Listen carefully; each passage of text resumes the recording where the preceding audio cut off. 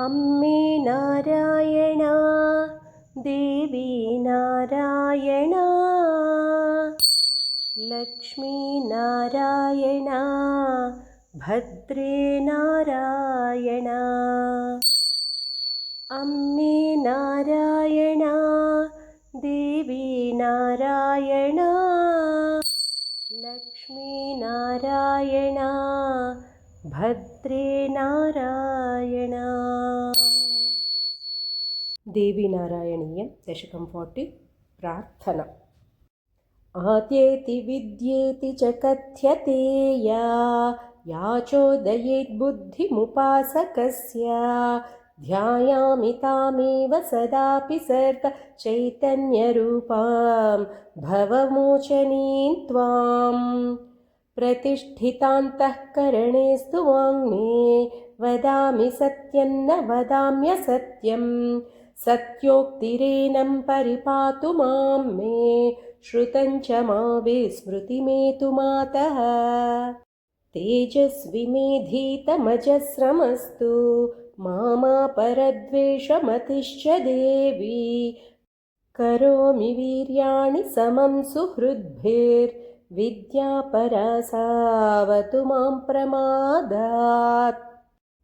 त्वं रक्ष मे प्राणशरीरकर्मज्ञानेन्द्रियान्तःकरणानि देवी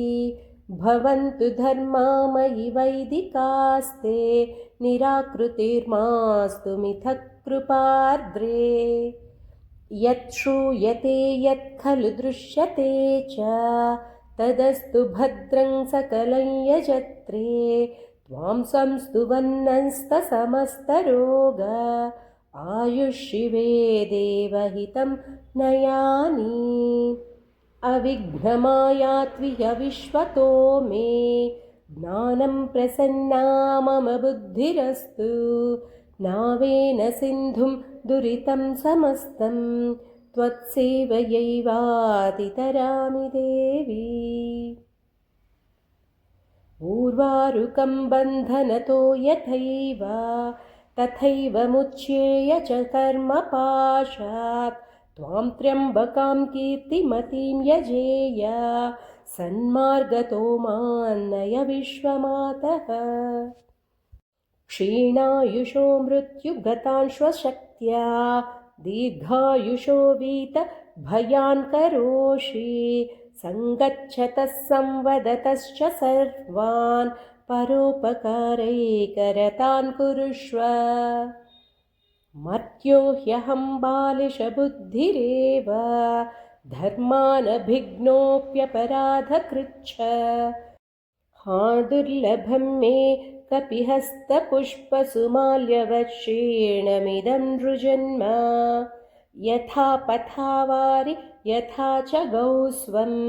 वत्सं तथा धावतु मां मनस्ते विश्वानि पापानि विनाश्य मे यद् भद्रं शिवे देहि तदार्तिहन्त्री बहुक्तिभिः किं विदितस्त्वयाहं पुत्रः शिशुस्तेन च वेद्मि किञ्चित् आगच्छ पश्यानि मुखारविन्दं पदाम्बुजाभ्यां सततं नमस्ते। सर्वमङ्गलमाङ्गल्ये शिवे सर्वार्थसाधिके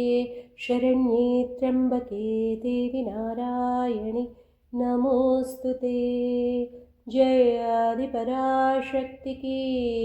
जय।